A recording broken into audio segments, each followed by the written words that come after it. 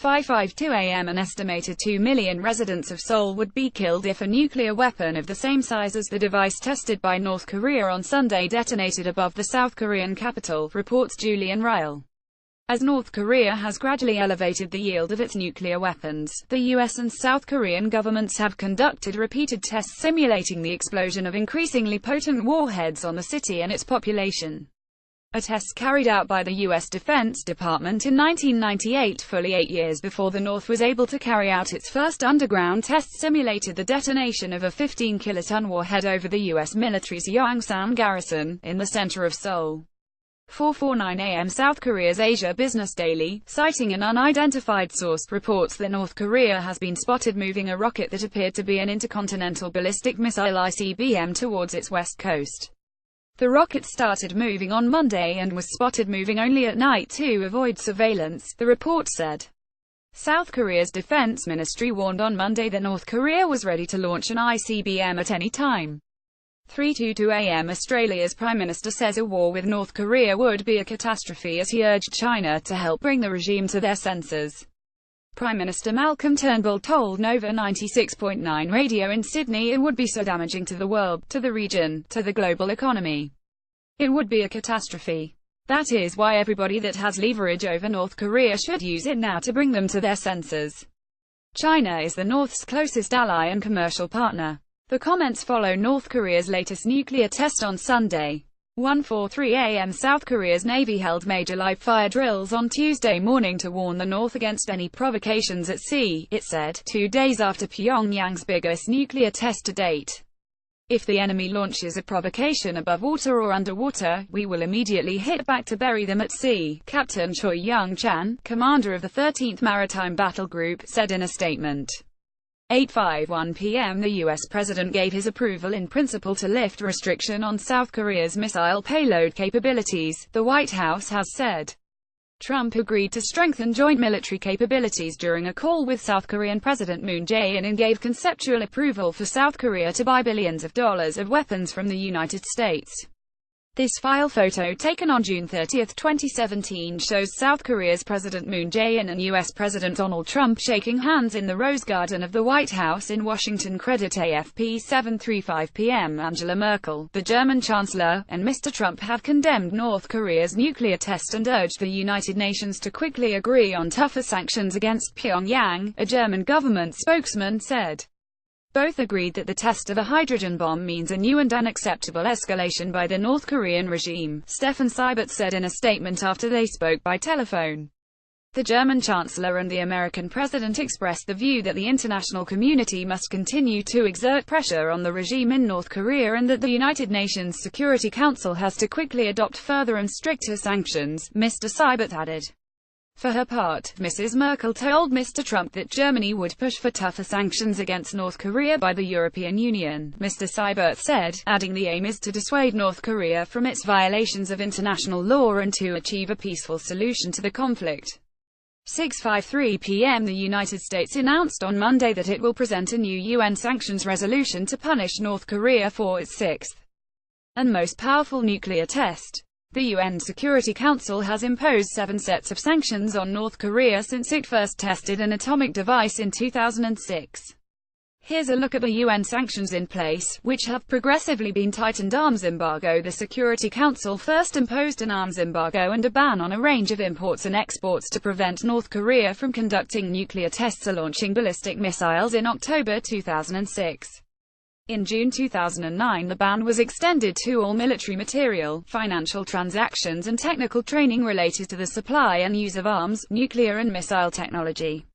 In 2013 that provision was further strengthened to allow countries to seize and destroy material connected to North Korea's weapons programs. In 2016, the Council expanded sanctions to include mandatory inspections of all cargo from North Korea at all airports and ports. Travel, luxury goods, assets. A UN Sanctions Committee was established in 2006 to put together a blacklist of persons and entities deemed to be providing support to North Korea's banned programs. The sanctions list currently contains 62 individuals and 50 entities. The targeted sanctions provide for a global travel ban and a freeze on their assets. All countries have to prevent the sale of luxury goods, like watches and sports equipment, to North Korea, a measure designed to hit Pyongyang's elites. Exports. In March 2016, the Council toughened sanctions by banning exports of coal, iron and iron ore from North Korea, except in cases where the revenue did not benefit the North Korean military or Pyongyang's nuclear program. Pyongyang was also prohibited from exporting gold, titanium and rare minerals used in high-tech products and can no longer buy aviation fuel including rocket fuel, except for passenger planes. On November 30, 2016, in a new resolution, the UN tightened the noose, capping exports of North Korean coal to China, which is currently the only market for North Korean coal. In August, after 2 launches of intercontinental ballistic missiles, the Council imposed a total ban on exports of coal, iron and iron ore, lead and lead ore, fish and seafood. It also froze work permits for North Korean laborers sent abroad to earn hard currency for the regime. As sanctions-effective experts and diplomats agree that sanctions have a limited impact and are only one tool in the broader international effort to persuade North Korea to change its behavior. UN sanctions experts have reported to the Council that North Korea has found ways to circumvent sanctions and that implementation by UN member states is weak. Some diplomats argue that the most recent sanctions have been significantly tougher, targeting North Korea's economy, and that those will take some time to have an impact.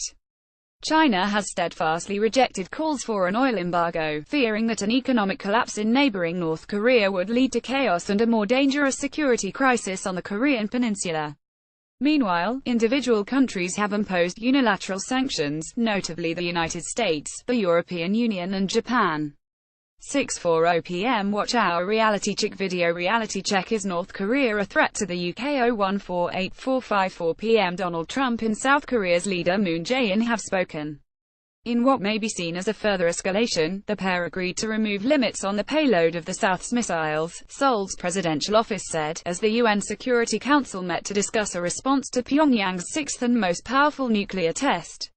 The two leaders in a phone call agreed to lift the cap on missile payload of South Korea as an effective countermeasure against Pyongyang's test on Sunday of what it described as a hydrogen bomb designed for a long-range missile, the presidential office said in a statement. Seoul was previously restricted to a maximum warhead weight of 500 kilograms 1,100 pounds on its ballistic missiles, according to a bilateral agreement with the United States.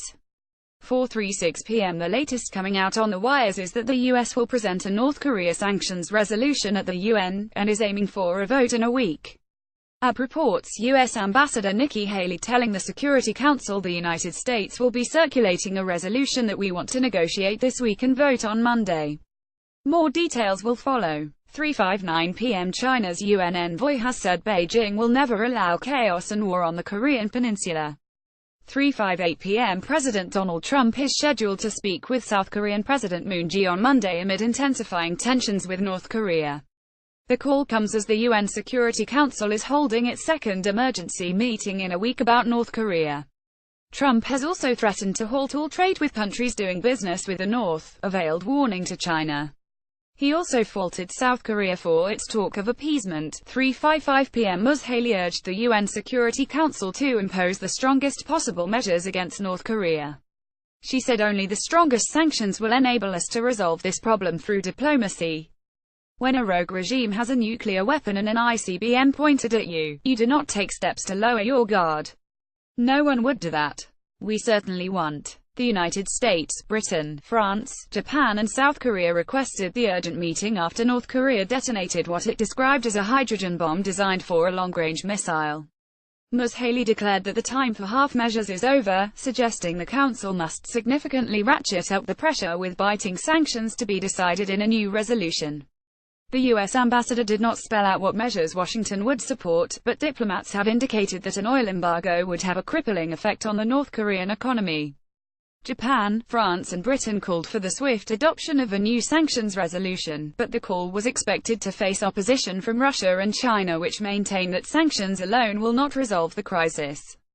3:32 p.m. Nikki Haley, the U.S. ambassador to the United Nations, has said North Korean leader Kim Jong-un is begging for war. America does not want war, Ms. Haley said, but our country's patience is not unlimited, adding that enough is enough. She told the United Nations Security Council in New York, "We must now adopt the strongest possible measures on North Korea. Ms. Haley described China's so-called freeze proposal on North Korea as insulting. 2:53 p.m. Japan has urged the UN Security Council to agree on a plan to draft a new sanctions resolution to punish North Korea after its sixth nuclear test. We cannot waste any more time, Japanese Ambassador Koro Beto told reporters ahead of an emergency council meeting on Monday afternoon. We need North Korea to feel the pressure. If they go down this road, there will be consequences. 2:48 p.m. North Korea is again on many newspaper front pages after Kim Jong-un's regime claimed a perfect success for its most powerful nuclear tests so far. Click here to see how regional and world media reacted. America's Daily News newspaper used a Kim Jong-un pun on its front page. 2:08 p.m. Elon Musk, the billionaire technology entrepreneur, has suggested that artificial intelligence is a greater threat to civilization than the North Korean regime, reports James Titcomb. In a series of tweets on Monday, the chief executive of Tesla and SpaceX said that AI superiority at national level is the most likely cause of a third world war. Musk, who has put millions of dollars into trying to ensure that AI is developed safely, regularly raises fears about AI. China, Russia, soon all countries strong computer science. Competition for AI superiority at national level most likely cause of WW3 IMO. Elon Musk at Elon Musk September 4, 2017 may be initiated not by the country leaders, but one of the AIs, if it decides that a preemptive strike is most probable path to victory. Elon Musk at Elon Musk September 4, 2017 However, many big names in the tech industry accuse him of scaremongering about a Terminator-like future and misrepresenting what AI is capable of. Click here to read more. 1:56 p.m. The US dollar struggled on Monday as North Korea's latest nuclear tests prompted a rush to unwind bets, with the euro the only notable exception to the broad market sell-off. Both the Japanese yen and the Swiss franc notched up chunky gains against the dollar after news on Sunday of North Korea's sixth and most powerful nuclear test. The US dollar fell against the Japanese yen on Monday. Credit Bloomberg. The reaction in the markets is a classic risk-off reaction to the geopolitical events, but a notable exception is the continued euro strength, said Neil Jones, head of hedge fund sales at Mizuho Bank Limited in London. The euro rose 0.5% against the dollar at $1.19 and not far away from a 212-year high above $1.20 hit last Tuesday. It is up more than 13% against the dollar this year. 1:32 p.m. The BRICS group of five major emerging economies on Monday denounced North Korea's latest nuclear test at a summit in China that seeks to enlarge the organization's presence on the world stage. The nations Brazil, Russia, India, China and South Africa agreed in a joint declaration to strengthen cooperation against a range of organizations it described as terrorist, including some based in Pakistan. South Africa's President Jacob Zuma, Brazilian President Michel Temer, Russian President Vladimir Putin, Indian Prime Minister Narendra Modi, and Chinese President Xi Jinping attend the BRICS Business Council. Credit KENZABUROFUKUHARAAFP. In the 43-page declaration, Xi, Indian Prime Minister Narendra Modi, Russian President Vladimir Putin, Brazilian President Michel Temer and South African President Jacob Zuma said they would work together to improve global economic governance to foster a more just and equitable international order. They also strongly condemned North Korea's sixth and most powerful nuclear test that took place Sunday and has overshadowed the two-day BRICS summit in the southeastern Chinese city of Xiamen that China is using as a showcase for its growing international status. 1:05 p.m. Wearing a pink Korean dress and flashing a wide smile, television presenter Ri Chun-hee delivered the news of Pyongyang's sixth nuclear test with her usual gusto. Using her trademark bombastic delivery, Ri announced on state television on Sunday the hydrogen bomb test was a perfect success and a key step in completing the state nuclear force. But who is the 74-year-old grandmother? She is considered a national hero who first took to the airwaves in 1971, leaving the career in acting for the broadcaster Korean Central Television KCTV. Wearing a pink Korean dress, Ri Chun-hee addressing North Korea on Sunday. Credit AFP. Ri's dramatic flair set her apart from other announcers, whether she was angrily denouncing the West or boasting of the regime's achievements and the strength of its leaders. "She's the perfect person to voice North Korea's hardline stance," said Ahn Chanil, a high-ranking North Korean defector who now lives in South Korea. "There is no one else who has that power in her voice as she does. It's just right for talking about nuclear weapons and missiles," Ahn said. North Koreans watch a news report. about the latest nuclear test on an electronic screen in Pyongyang. Credit Kyodo Reuters. Ri, who usually wears a traditional Korean dress known as a hanbok, has also shown a softer side. She famously wept on air when announcing North Korea's founder Kim Il-sung's death in 1994. When his son Kim Jong-il died in 2011, it was Ri, clad in black funeral clothes and her voice trembling, who delivered the news to North Koreans. Despite officially retiring in 2012, Ri has been brought back for major announcements. Click here to read more. 1251 p.m. Here's more from the irregular Westminster media briefing on Monday. A Number 10 spokeswoman told reporters, as the Prime Minister made clear yesterday, and the Foreign Secretary made clear, our focus is on working with partners to increase pressure on North Korea and find a diplomatic solution to the crisis. Pressed over whether military action, including a nuclear strike, would be an appropriate response, the spokeswoman said, we've condemned the test in the strongest possible terms. We are calling for tougher action to have North Korea stop this dangerous and destabilizing activity. Our focus is on how we increase pressure and come to a peaceful solution, including at the UN today. It's our view in the UK overwhelmingly that peaceful diplomatic means are best. Mrs. May made clear during her visit to Japan last week that she wanted to look at the possibility of increasing the pace of implementation of sanctions on the Pyongyang regime, said the spokeswoman. Asked if this could include an oil blockade, the spokeswoman said, our view is that there are further sanctions we could consider. There are lots of additional restrictions we could look at on a range of imports and things like restrictions on North Korean workers overseas. We expect all of it to be discussed and we will be part of that discussion. The spokeswoman said Mrs. May believes China, which is Pyongyang's closest ally and biggest trading partner, could be doing more. She added China has leverage over North Korea and we should be encouraging them to use that leverage to ensure North Korea stop their illegal acts. That is very much the view of the Prime Minister.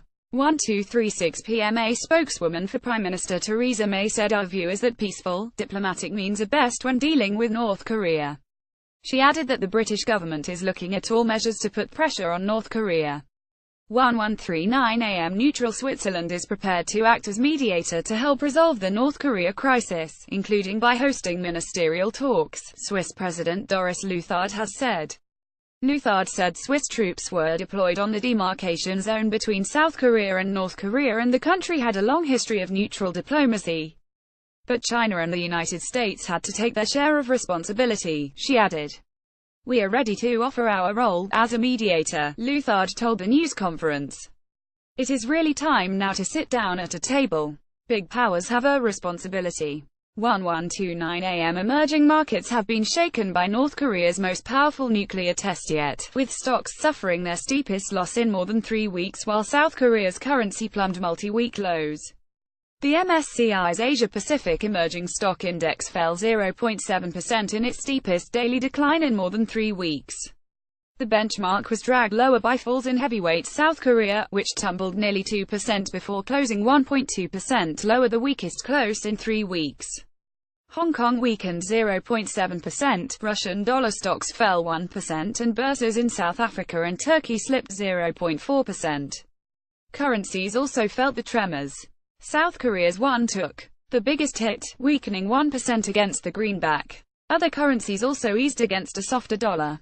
We have seen a typical knee-jerk reaction across global markets, Phoenix Kalin, strategist at Société Générale, said, adding investors were trying to assess the possible response of major powers to the test. That has resulted in a slight bit of emerging market FX softness, which is reversing some of the gains last week after the soft U.S. non-farm payrolls and the signs that the ECB might be becoming a little more cautious about euro strength.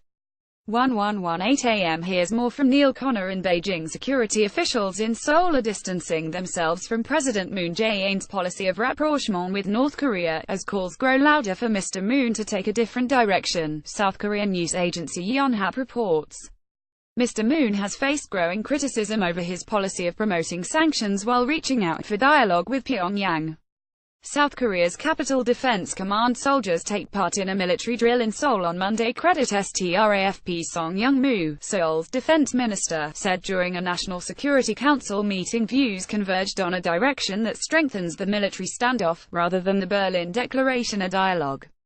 The Berlin Declaration refers to Mr. Moon's policy towards North Korea, which was outlined in the German city in July.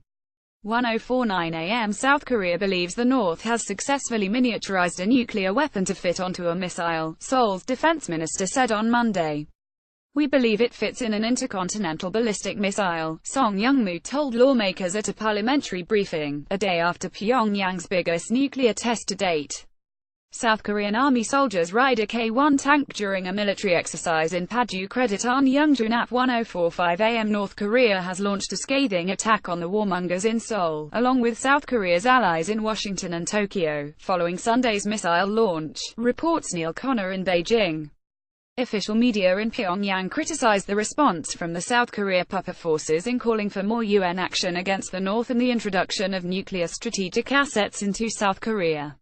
This is not only the height of the persecution mania of those upset by the recent launch of the Juche weapon but also useless racket of those hell-bent on escalating confrontation, said a commentary from the Rodong Sinmun newspaper, according to the official KCNA news agency. Juche is North Korea's homegrown ideology which promotes self-reliance and devotion to the country's rulers. 10:12 a.m. Kim Jong-un has a long list of demands of the international community, but the ultimate aim remains the crowning glory that his father and grandfather were never able to achieve: reunification of the Korean peninsula under North Korea's ideological philosophy, reports Julian Ryle.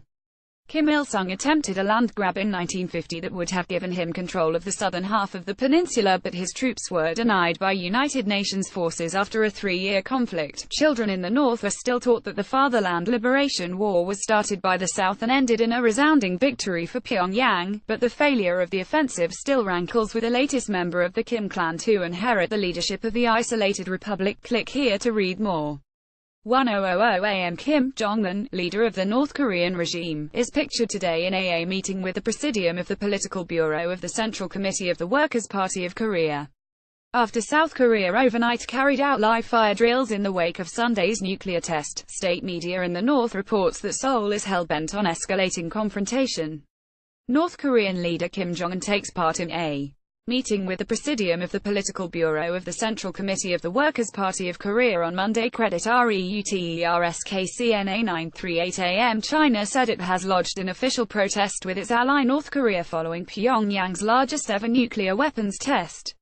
The massive explosion, which Pyongyang claimed was a miniaturized hydrogen bomb, has put the region on edge and raised questions about how Beijing will respond to its neighbor's latest provocation.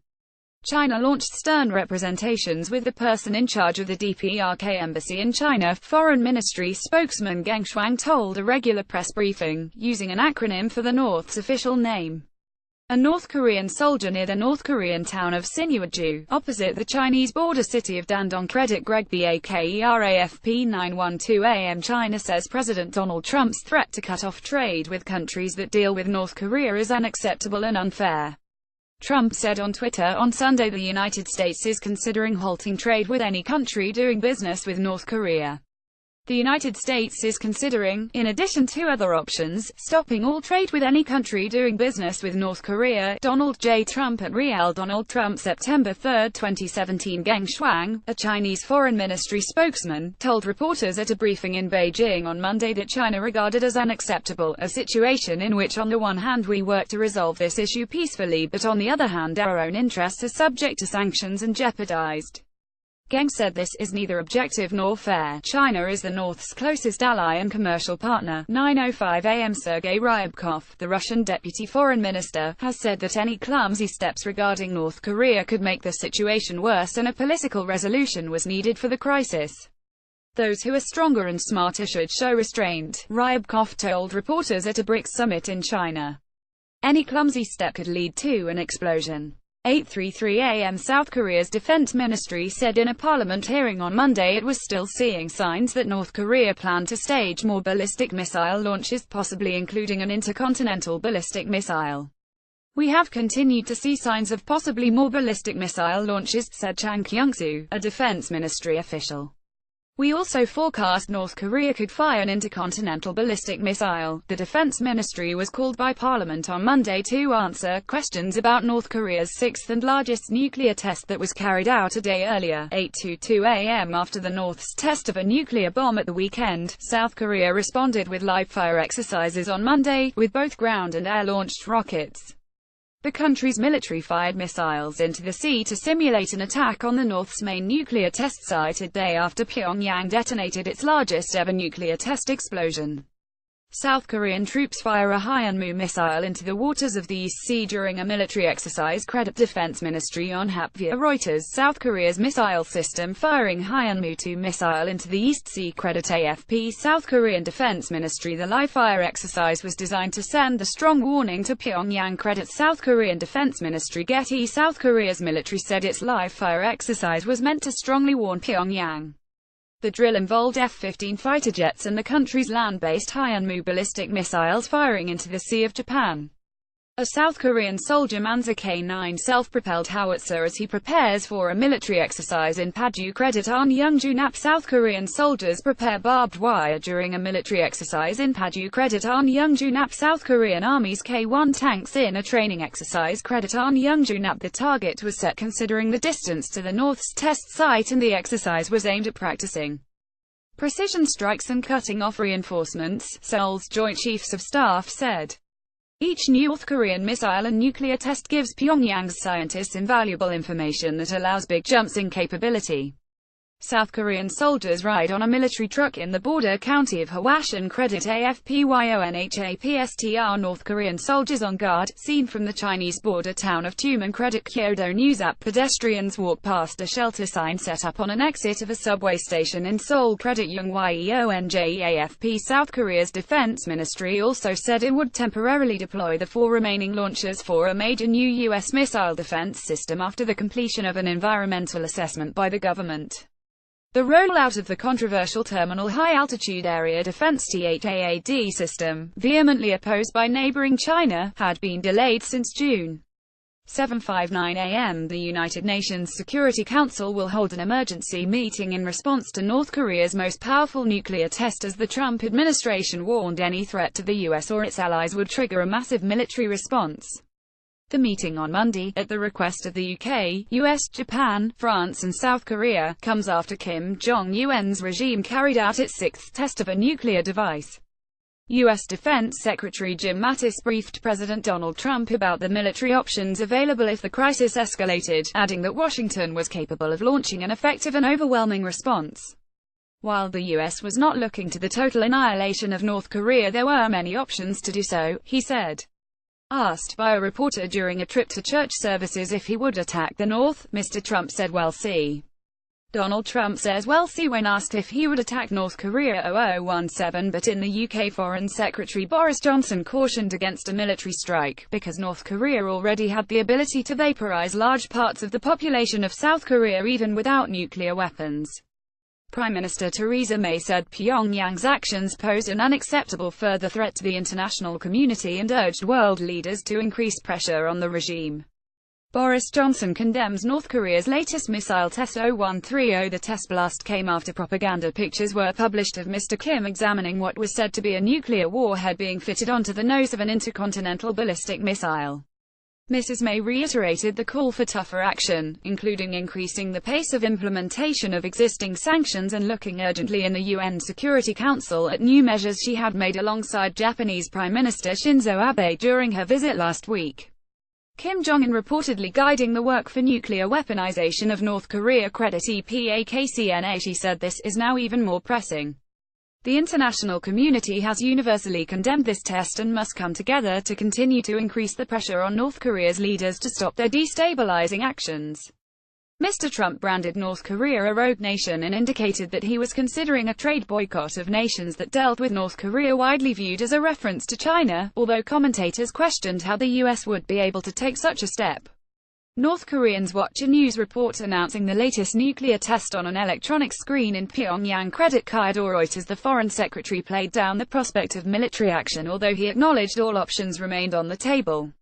Mr. Johnson said there is no question that this is another provocation. It is reckless. What they are doing is, they seem to be moving closer towards a hydrogen bomb which, if fitted to a successful missile, would unquestionably present a new order of threat. Arguing for a diplomatic solution, he said, "It's certainly our view that none of the military options are good. It is of course right to say that all options are on the table, but we really don't see an easy military solution." North Korean leader Kim Jong-un with what is claimed to be part of the country's nuclear weapons program credit case near Reuters. The Chinese government expressed firm opposition and strong condemnation and urged North Korea to stop taking erroneous actions that deteriorate the situation. But Mr. Johnson urged Beijing to go further in putting economic pressure on its neighbor. He said, "Our message to the Chinese is, and we are working ever more closely with them, we think there is more scope for you, the Chinese, to put economic pressure on the North Koreans. It has worked. We have seen signs in the last 6 months of Chinese pressure actually changing the approach of North Koreans. Let's see if we can do it again." North Korea's nuclear threat. 0134 European Council President Donald Tusk said the EU stands ready to sharpen its policy of sanctions and invites North Korea to restart dialogue on its programs without condition. "We call on the UN Security Council to adopt further UN sanctions and show stronger resolve to achieve a peaceful denuclearization of the Korean Peninsula. The stakes are getting too high." North Korea's military arsenal. 0201 The artificial earthquake triggered by the North Korean test was several times stronger than from previous blasts and reportedly shook buildings in China and Russia. The test was carried out at 12:29 p.m. local time at the Punggye-ri site where North Korea has conducted nearly all of its past nuclear tests. Officials in Seoul put the magnitude of the quake at 5.7 while the U.S. Geological Survey said it was 6.3.